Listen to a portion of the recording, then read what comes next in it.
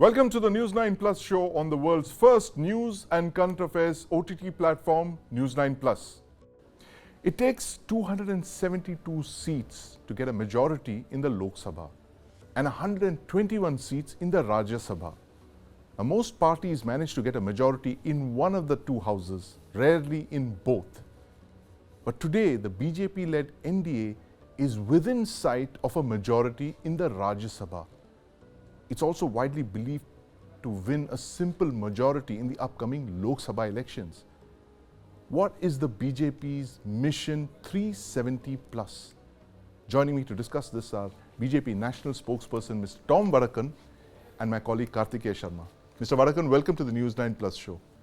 I want to start by asking you this, Mr. Vadakkan. The Prime Minister's target for the BJP, 370 seats in the 2024 Lok Sabha elections.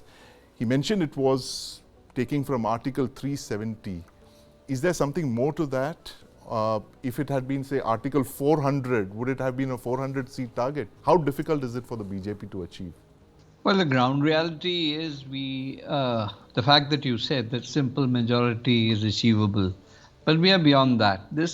Our political dispensation believes in the fact that every single seat matters. Right. Even if we have failed in one seat, we concentrate on that seat, get surveys done regularly and how to nurture a particular constituency. Right. And this is a 24/7 operation. We are an election machine. Yes. So let there be no mistake. The selection of candidates, whether they are sitting MPs or whatever, they are selected on the basis of responses from the ground. Right. And that is the discussion that follows later. Right. There is nothing like I like you or you like me, Yes. or my friend or you're the dynast. Doesn't matter. Right. What matters is winnability. Winnability, And on absolutely. winnability, we make no compromises. Right. And that is basically the ground rule that we follow. And Right. that is the confidence we have that Right. we will cross 400. Absolutely. And Kartikeya, a lot of interesting points there in what Mr. Vadakkan said. The fact that the BJP is a machine and winnability really matters to them. And they've crossed that thing for a simple majority, and today they're looking at something like 400 seats. Tell us how the Rajya Sabha actually comes into all of this. While we're looking at the Lok Sabha, something happened in the last couple of days where the BJP came within sight of a majority in the Rajya Sabha for the first time in its history, probably. I think in next 1 or 2 years or maybe 6 months, Bharatiya Janata Party will have a majority in Rajya Sabha. Right. I think this reality dawned on them when they had to place Aadhaar bill as a money bill in Yes. Lok Sabha. When Arun Jaitley was the finance minister, they realized that they require greater control, because Rajya Sabha can actually, if you're not in control, can end up stalling bills. Yeah. And you also require some sort of a quorum there. Right. To BJP's horror, despite having a huge mandate and a simple majority, Rajya Sabha was completely out of control. Right. So it is for this reason, they focused on state elections, and people said, they get excessively aggressive when it comes to state elections. Yes. The larger the number of legislators, the more the number of seats you have in the Rajya Sabha, of course. So One by follows the other. altering this, Yes. BJP is ensuring that in next 5-6 years, coming years, Right. even if there is a problem, when it comes to Lok Sabha, Yeah. there will be majority in one house. Right. And Rajya Sabha is not only about House of Elders, Yeah. it represents your strength of the state. Right. It tells you how healthy your party is in various states. Yes. And BJP being a national party, if it has a majority in Rajya Sabha, it becomes easy for them, Then Right. you really don't need to depend on allies. Yeah. BJP on its own Yeah. can pass any legislation in Lok Yes, Sabha. that's right. On its own, it will be able to clear that in Rajya Sabha. The only place where it will require consensus Yes. is constitutional amendment. Right. But constitutional amendment anyhow is a tough thing. You require 2/3 majority. Right. So I President don't think voting. any party has 2/3 majority. Yes. So that's okay, Right. to maneuver constitutional amendments, because it requires consensus. Right. But anything which has a simple majority, I think BJP is in a sweet spot. Yes. So I would say that Mission 370 is one thing, but we have to understand the growth of Bharatiya Janata Party in various states in terms of legislators they have. Yeah. Imagine Manu Singhvi losing elections. Yeah, I mean, unheard of almost. Yes. Yeah, a senior leader like that. And Mr. Vadakkan, I want to ask you this now. Again, you mentioned this point about winnability. Now, the criticism is that the BJP in the in the name of winnability, you're attracting a whole lot of candidates from other political parties who may or may not share the BJP's core ideology, and a lot of these candidates come with exactly the kind of backgrounds that the BJP has targeted, corruption charges and all of that. And the joke is that, of course, there is a washing machine in which the candidates are kind of rotated, and when they come into the BJP. How do you respond to that? Well, there's no washing machine per se. All inquiries, all charges are investigated. Right. They are not removed from their baggage. They are there with their baggage, and the charges are there. The investigation agencies continue doing their work. Right. So the dirty linen doesn't come into the machine. Right. It is finally decided by the investigating agencies and the court. Right. A decision is taken subsequently. So there is nothing called that we do the cleaning operation, cleaning up dirty linen, nothing of that sort. Right. What happens is all investigation continues. Yes. The investigating agencies are given no free will, there's no exercise from the government or the party to tell them that go slow on investigation. The investigations are in the process, and investigation does not require a running commentary saying, well, we have reached this spot. It's a long process and takes time. Now, look at the Gandhis. They're on bail for years together. Yes. The case started during their period. Investigation went on, came on to our time, and they're now on bail. So it's a process. We are not a banana republic that we can run a fast trial on some people and get results. It will take its time. From the lower court, it goes to the from the sessions to the high court to the Supreme Court, and that process takes time. So investigation agencies also are active and will do what they are supposed to do. Right, absolutely. Kartikeya, this thing about candidates coming into the BJP, a whole lot of them with, exactly what Mr. Vadakkan said. He says it's not a washing machine, it is a political machine. What do you have to say about this? The fact there are two or three things. Yeah. See, evolution of the Congress party, Tom was part of the Congress party for a long time. Congress party has a structure. It's like faction management, family management, dynasty management. BJP is a cadre-based party. See, when BJP was growing in 80s, they had to intensely focus around motivation and ideology, so that the best can be brought about, because it was not a huge party. Yes. That is why BJP with 8.79% of the votes in 1990 could win 89 seats in Lok Sabha, because they were all saturated in Uttar Pradesh. Yes. So BJP's evolution has been different. Now a lot of people say that it's inducting a lot of people from outside. But that is something which Modi did. Yes. If you recall, in 1990s, Modi allowed Sukhram to be part of Himachal Pradesh government. Yes. And Sukhram was expelled. Yeah. But then he convinced the leadership, Atal Bihari Vajpayee, saying that, this government will be stable with 3 or 4 MLAs which Sukhram had. Yes. Even when, he was in Gujarat, Modi inducted people from outside ideological family of Bharatiya Janata Party, because he felt that BJP has the capacity to absorb these things. Issue is, Congress as a culture does not very easily allow people to come inside. BJP, despite being a ideologically closed party, easily assimilate. It's like, how should I put it? BJP being a socially conservative party, still follows the liberal principle, induction, non-dynasticism. And Congress, professing to be liberal, party is a closed illiberal, because it's completely dynastic in nature. That's the dichotomy. So, despite being socially conservative, the BJP has a great capacity to absorb people, because its core can function independent of these so-called families. For example, I'll give you an example. Chandrasekhar son, Neeraj Shekhar. Do you think that he can say कि मेरे बच्चे को चुनाव लड़ा दो बलिया से? Can Jitin Prasad tomorrow say नहीं मेरा बेटा ही लड़ेगा यहाँ से? Or can Jyotiraditya Scindia can today give it on a stamp कि boss, my son is going to fight from Guna? He cannot do that. It's because the party He cannot decides. do that. Rajnath Singh son has not become the minister. But you cannot say that for sure in the Congress party. Mr. Kharge is the president and the son is the minister. That's right. No, in fact, Mr. Vadakkan, the Prime Minister, Mr. Modi, was at the TV9 Global Summit earlier this week, and he said that, in our third term, we have to take India's potential to new heights, is exact quotes. What can we expect in the third term of the Modi government, assuming that the party wins a majority in May? Well, there are certain things that have been mentioned in our manifesto. And this, if you read the manifesto, the continuity is the kind of things we have talked about and promises we have made. Right. That will be implemented. And especially UCC and other things that have been there. These are issues that I think we will have a forward movement. Right. And it will just not be a work in progress. Right. There will be positions taken. Whatever we have said in our manifesto will be reflected, whether it was the current manifesto or the new one that's coming, will speak in its own language. Right. Now, I really want to tell you something which I think our friend would also appreciate. Manu Singhvi's nomination for Rajya Sabha and Sonia Gandhi not coming from Himachal are clear indications that there was an attempt to ambush Singhvi.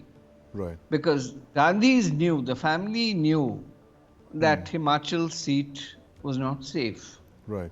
And Singhvi is one person I've known for years, and his loyalty and his commitment is 100%. Right. And he has done, today many of the family members are on bail. Yes. He has worked on those cases. Right. And he's one 24/7 person who has fought for them. Right. And has and to treat a person like him and push him into a situation, because this was essentially a dynastic war within the family. Yes, yes. It was controlled, I'm not taking names. Yeah. One person wanted the chief minister, and Suku was essentially represented by one member of the dynasty. Yeah. They wanted to oust him. Right. And the exercise has been going on for some time.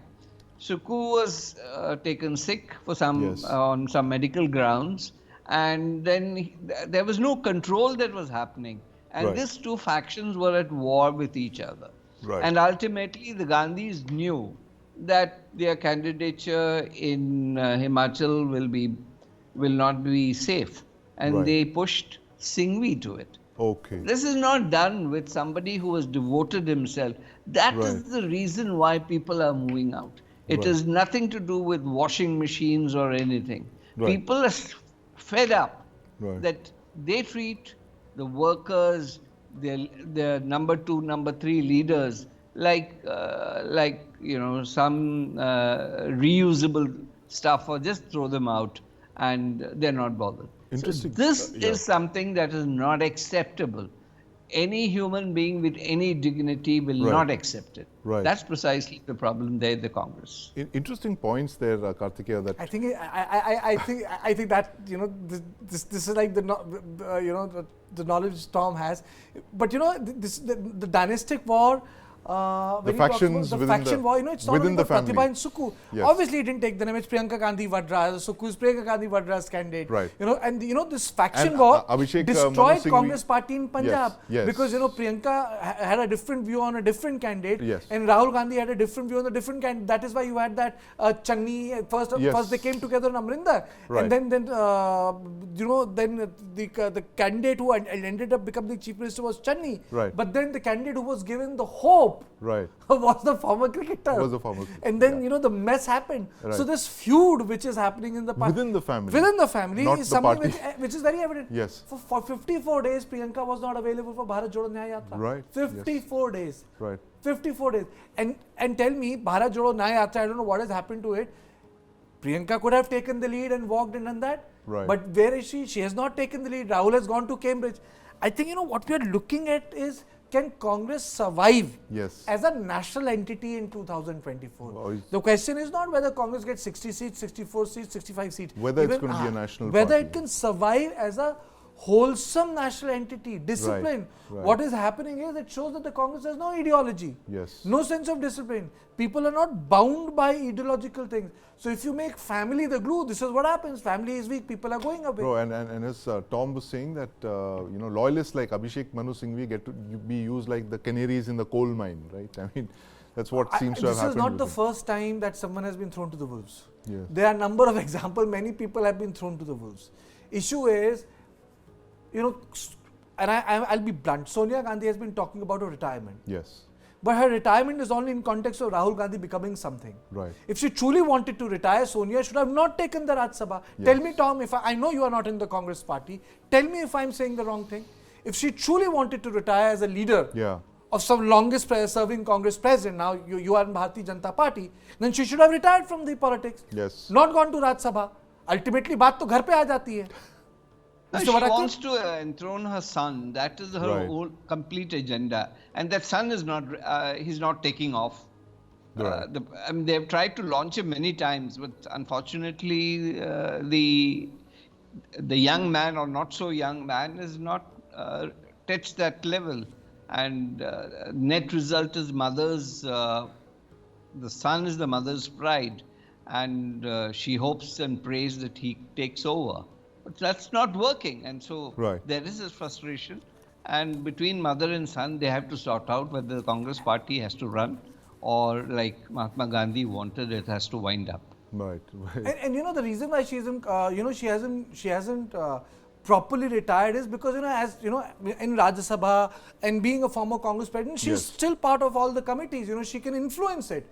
If she really wants to be retired, if you want that saintly halo, retire as a member of the Congress party, retire. Ensure that you're not in working committee. Ensure that you're not in CAC.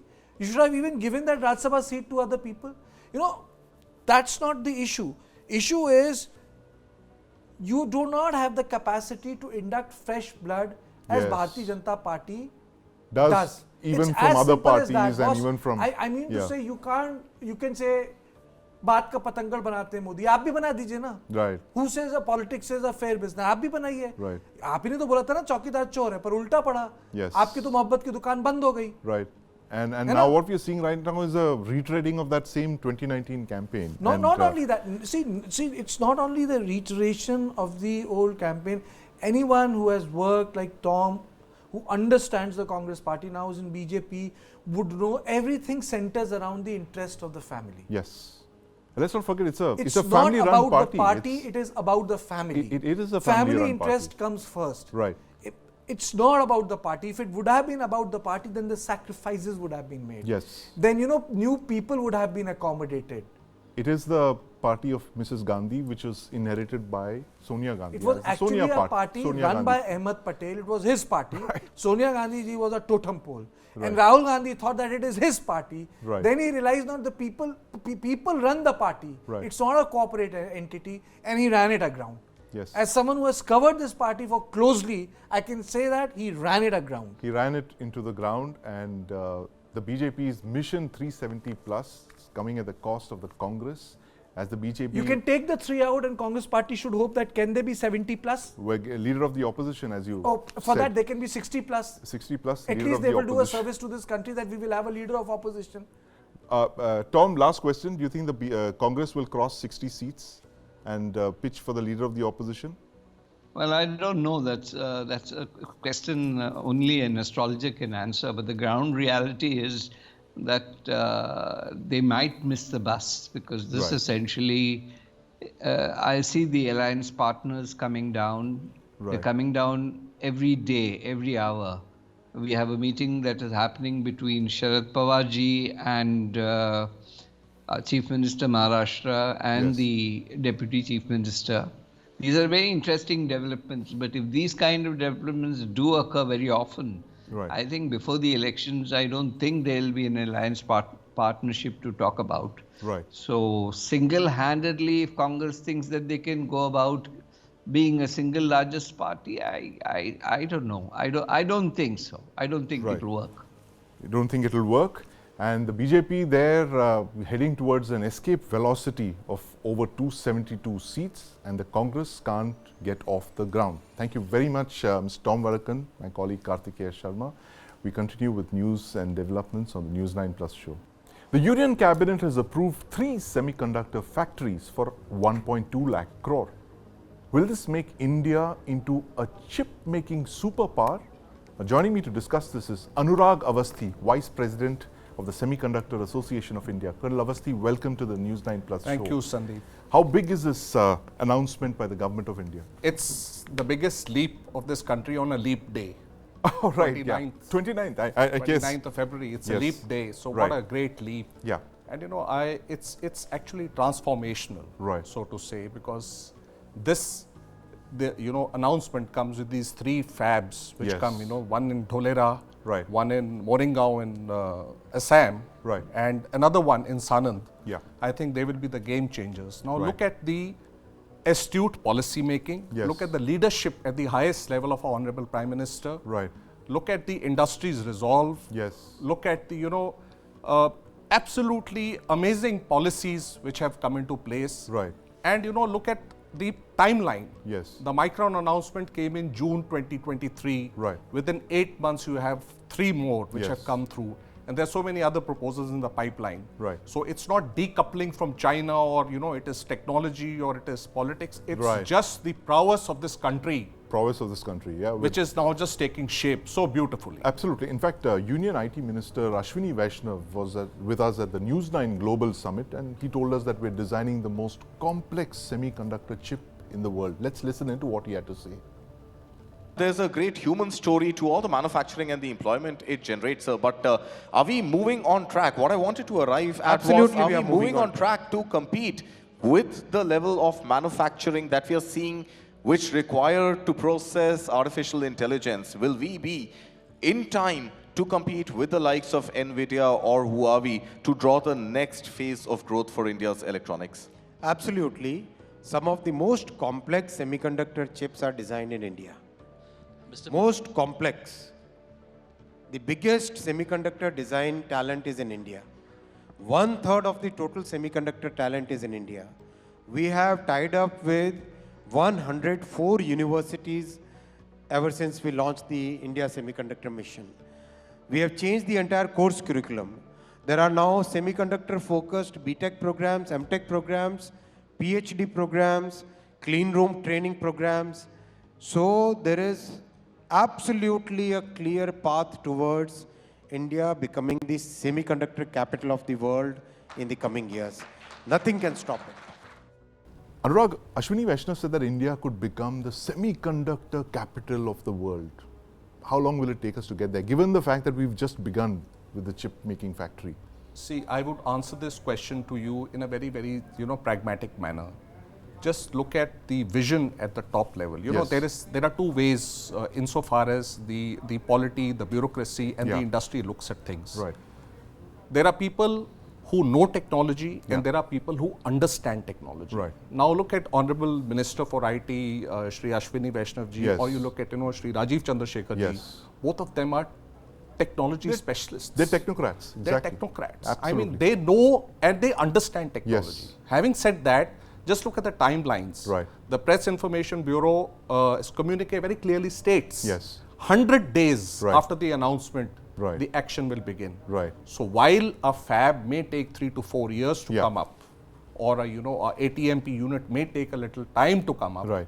but the way we are going, I think it should be a reality within 2 to 3 years. 2 to 3 years. So that is what as early as that. My sense says. Right. That is what my sense says. And of course, we're just starting out on in this game. And I was just looking at this announcement and looking at how we kind of began manufacturing cars in India, the new cars with the Maruti 800, if you remember, in 83. Correct. Would you liken this to our Maruti 800 moment, what it was for the automotive sector? Would this be for semiconductors? It could be. See, these are things. Technology is all pervasive at the end of the day. You can't say how it spins out. Right. When Maruti 800 came into being, look at the Indian, trajectory on the automotive or the automobile sector. It was nothing. Today, look at Maruti's market share. It still remains the highest. The highest, over 40%. Over 40%. Yeah. Look at the same story on Texas Instruments. Yes. They came sometime in the mid-80s. Yes. You know, and there's this famous picture of theirs Right. getting a couple of machines back into Bangalore. Right. Who would have, thought that India will be the home to 21% designers of the world? Absolutely. You're the design capital of the world. And now just look at this. You have the design prowess. Yeah. Your fabs will come up. Your ATMPs will Yes. come up.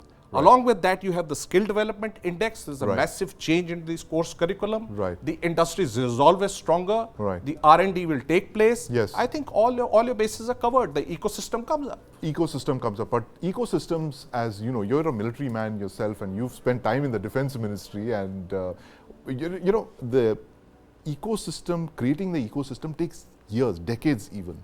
So are we safe to assume that it's going to be at least a decade before we can be competitive with the kind of the 5 nm chips that we're talking? We're not even there yet, right? So why should you get into the nanometer paradigm at this juncture? Right. You have to cater for your own markets. Yes. Your market is automobile market. Your Right. market is defense and aerospace. Right. Your market is, various other markets like wearables, Yes. which is there. And they are just growing by the dozen. Right. And at the end of the day, the Indians have the basic advantage of the demographic dividend. Yes. You have 1.5 million engineers coming out Right. every year. Right. Right. And along with the demographic dividend, there are Yes. aspirations. Right. So aspirations control the market. Absolutely. But Anurag, now that the government has already started work on these factories, and they've said 100 days and all that, what are the next steps they must actually take to realize this thing of becoming self-sufficient in semiconductors? Give us 5 steps. 5 steps, I would say, since the timeline is very clearly decided, we should look at monitoring, Right. we should look at Industry Connect, we should look at skilling. Right. I think skilling for the entire world, you Yes. can be the talent powerhouse of the world. Right. And skilling across the board, Sandeep, I feel Yes. is going to be the Achilles heel of all the countries in the Right. world. Right. Right? And then you look at infrastructure, and then you look at connectivity. Right. So the moment that happens, which is already happening, I mean, you see Dholera, Right. you see Sanand. Yes. I mean, the same thing will happen now in Assam. Right. I think you've got it sorted. You've got Right. it all done up. Right. No, and given the fact that, again, now the challenges, the fact that manufacturing has taken a hit in the last couple of years, and we're only kind of recovering over there and building up our manufacturing prowess, you think that is going to impact this thing when it comes to fabs? Not really. I have a lot of faith and trust in the resilience of this country and the quality Right. of the Indian brain, so to say. Yes. We started in the services sector Yes. for a very long time for a simple reason that it started off as a low-hanging fruit. Yes. And the second thing is, if you go very historically, you were devoid of the industrial revolution and all Right. of that. Right. I'll not go into the historical reasons Yes. and so on and so forth. But at the end of the day, since you've started manufacturing now, and there's that astute policy push from the government, Right. then I think it's going to be a dream into reality. And a lot of people, say, there's an old African saying which I Right. always follow. Yes. Till a lion learns to write, every Right. story will glorify the hunter. Right. So the lion knew how to write. Yes. Well, the lion has started writing. The lion has started writing. Interesting there. And I see Ashokan lions there, Anurag, as you spoke. But it's such a delight to speak with you. Thanks very much. And, India finally on the route to being a chip superpower. Of course, we are years away from that, given the fact that we've just begun. But as they say, well begun is half done. Thank you very much, Anurag, for your thoughts. Absolutely a pleasure being with you. Israel's war against Hamas enters its 6th month in March 2024. Over 30,000 Palestinians have been killed since Hamas launched a horrific terror attack on Israel on the 7th of October last year. Now, Aditya Raj Kaul spoke with Israel's ambassador to India, Naor Gilon, after the News9 Global Summit in Delhi recently. Ambassador Gilon said that Israel's war is against Hamas, the terrorist group, and not the Palestinian people. Let's listen into that interview. Well, ever since 7th October, terror attacks in southern Israel, which killed more than 1,400 people, Israel's entire war against Hamas in Gaza is only continuing. The local Ministry of Health in Gaza says that more than 30,000 people have been killed already. But what is the end game here for Israel? And what about the rest of the hostages that are still under the control of Hamas in Gaza. Joining us is the Ambassador of Israel, Naor Gilon. Thank you very much, Ambassador, for joining us. But let me begin by asking you about the present situation. There are some hostages that are still there. Some negotiations have happened and many of them could be rescued. Unfortunately, many have died as well. But some continue to be there in different locations. What is their status right now? And even as this entire conflict is about to enter its 6 months, what are we looking in the next few weeks and months at? Is Israel only going to continue this kind of a war against Hamas in Gaza? So unfortunately, when it comes to the hostages, we have no information about them. The information that we gather is not supplied according to Geneva Conventions because we don't have a normal partner on the other side. We have a jihadist organization, so we don't have a lot of information. We know that we have more than 130 hostages kept there, abductees. We don't know the situation. We established that about 30 are already dead, were kidnapped, dead most of them, some died after that. And we are doing the utmost effort to bring them back.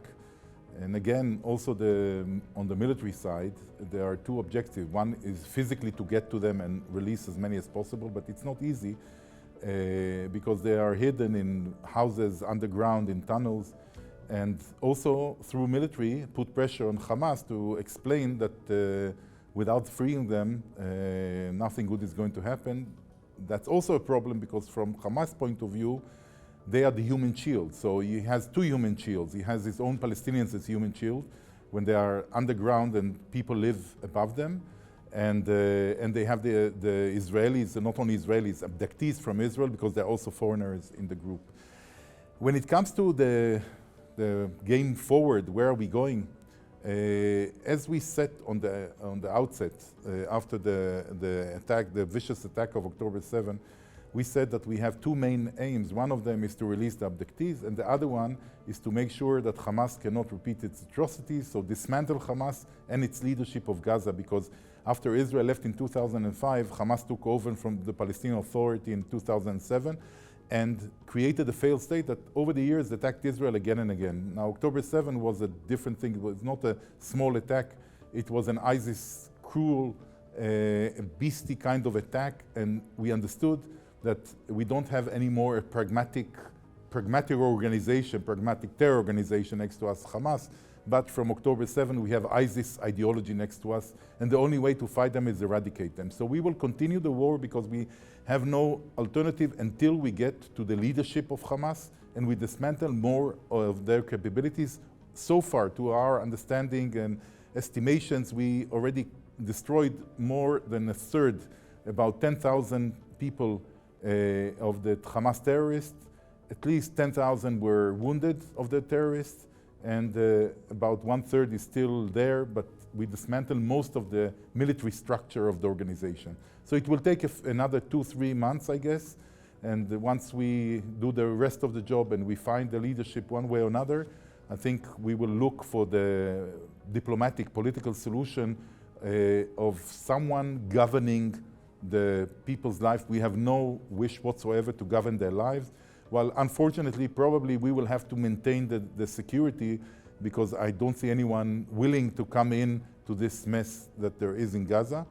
And long term, Israel doesn't want to be there in Gaza. Once we establish a new reality, hopefully for the benefit of all, the Gazans first and foremost, but also for the Israelis, then Israel will have nothing to look for in Gaza. You spoke about the civilians in Gaza. You spoke about human lives as well and how the future will look like. But the question also is, how much of Gaza have you taken already and how much of it is left? How many fighters of the Hamas in Gaza do you think are still out there, and what does the future look like at that? Because you've received a lot of warnings from human rights groups that care about the human lives in Palestine, particularly in Gaza. And on the other hand, we've also heard from a lot of Western countries who support Israel, for instance, from Canada, from New Zealand and Australia as well, putting out a joint statement and saying that this aggression in Rafah and neighboring areas should be stopped immediately on humanitarian grounds. How do you see this realignment, rebalancing by some of the countries who support you? So Rafah is the main challenge that is left. To your question, I'm not speaking in parts, but where they are now, and they have a strong infrastructure of tunnels and still some military infrastructure, is Rafah, because IDF, Israeli Defense Forces, did not go into Rafah like it went to Khan Yunis and northern Gaza. That's the next target. We are looking how to do it in a most humanitarian way, as we did before, by giving pre-notice to the population, giving them alternatives where to be, tents, places, and stuff like that. This is the main idea where we are. When it comes to international forces, I think that, you know, it's very uncomfortable. First of all, the countries that you mentioned, of course, all of them supported Israel immediately after October 7, and also when Israel started the war. This is a very hard war. I think that very few militaries in the world had, if at all, had this situation, that it's a very, very small place with more than 2 million people in the most dense place in the world, with under-tunnel warfare, underground and above the ground warfare, when they have hostages, human shields, Israeli hostages. So you cannot now blow up from the air the tunnels by airplanes, or find the shaft of a tunnel and blow the whole tunnel through it, because you might kill Israeli hostages. So every tunnel, 500 kilometers, you have to open by people, by equipment, electronics, whatever you do, drones. We developed different ways, robotics, in order to go in. But then there are doors that you have to, they are booby-trapped. So it's a very complicated warfare. We are not doing carpet bombing. We are fighting from house to house. We are losing every day, unfortunately, soldiers. If we would do far away, distinct, saying we don't care about civilian population, they will have much more deaths, and we will have much less dead soldiers. So this is the reality of today. Now, when it comes to international community, I'm speechless in some ways, because at the end of the day, people don't understand. We are fighting the war, a bigger war than the war of Israel. We will survive that war, okay? We will survive that situation, but the world doesn't understand that these jihadists, these ISIS type of ideologies, Islamic State type of ideologies, when the international coalition led by the US fought them, it did not finish the ideology. It just killed some people and dispersed the others. Many went back to their homes. Also in the neighborhood in South Asia, you would see in Bangladesh, in Maldives, even in India, people who were in the Islamic State fighting in Syria, Iraq, and that region, coming back home. The ideologies, probably in most of them, is still deep there. And if you give them a hope and a feeling that the world, that the West is weak, that the strongest power in the region is losing to a 30,000 strong terror organization or anything like that, it can be dangerous for all of us. It can be dangerous for our neighbors in the Gulf, because these are the same enemies of theirs. These are the people who want to have these rulers go away. And I think it's a bigger war, and people don't understand it. I understand that there is pressure. War is not beautiful. War is not nice. People die in wars. That's the nature of wars. And it's sometimes very hard when you have ignorant, ultra-liberal crowds that for them, killing or wars or using of power is not legitimate in under any circumstances. So you have to stand in front of them and be a leader and show leadership, as we had heard earlier, Tony Abbott, the former Prime Minister of Australia, who showed what leadership is. When you understand that you have to use power, you don't want that, but you have to do it to the maximum level of creating deterrence, because if you don't create the deterrence, if you don't dismantle, the terror will come back to hit you faster than you think. So, you know, there is fear, and I understand in some countries in the West where they have immigrants especially, or left-wing elements who are demonstrating outside, but leadership is needed here, because this is a bigger battle of the world. And if we don't stand against it, it will come back to bite us. So we have to be strong, united, and if we are like that, it's not that the fundamentalistic Islamic elements will go away or disappear. No, but they will be weaker and they will be more deterred. So we will buy ourselves longer periods of quiet. It's not for eternity, because the ideology is there, thriving and alive always. Fair enough. But, you know, India has been a close strategic partner of Israel. India has condemned terrorism. India has been a victim, one of the biggest victims of terrorism over the last 3 decades. But there's been India's position of non-alignment.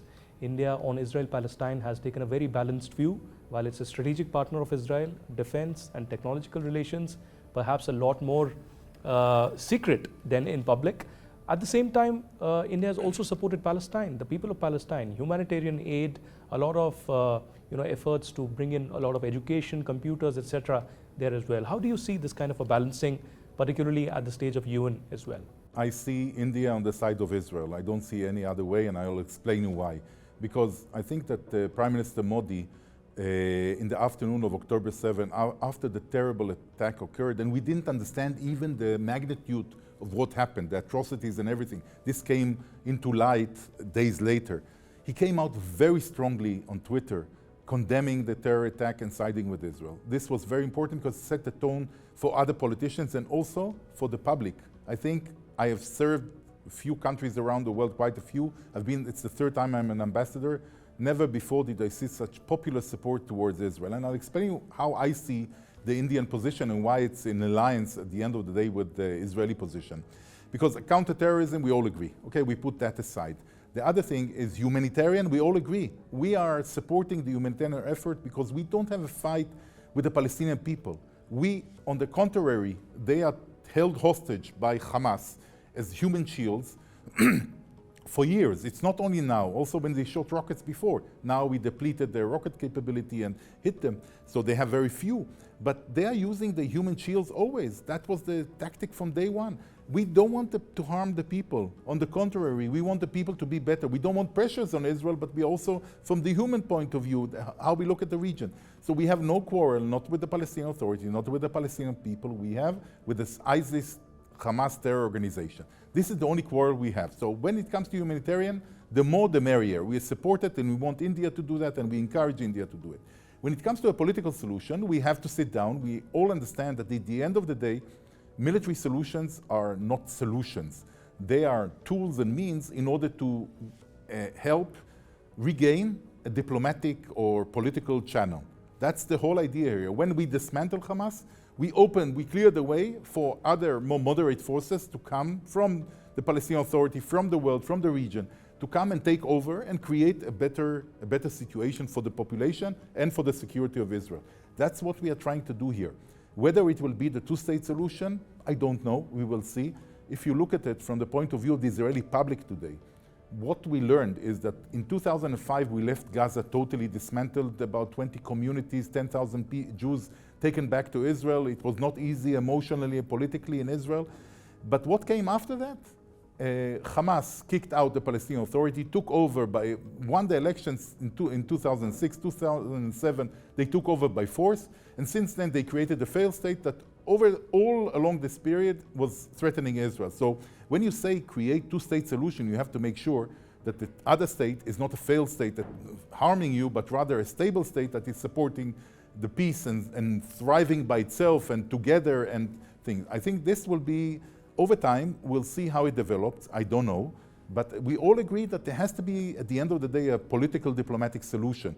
Be it two states, be it another solution, depends on the circumstances, on the partner, on the conditions. But it's for the, I think, longer term future. I think everyone understands it also. Ambassador Gillon, such a pleasure always. Thank you for joining us. Thank you.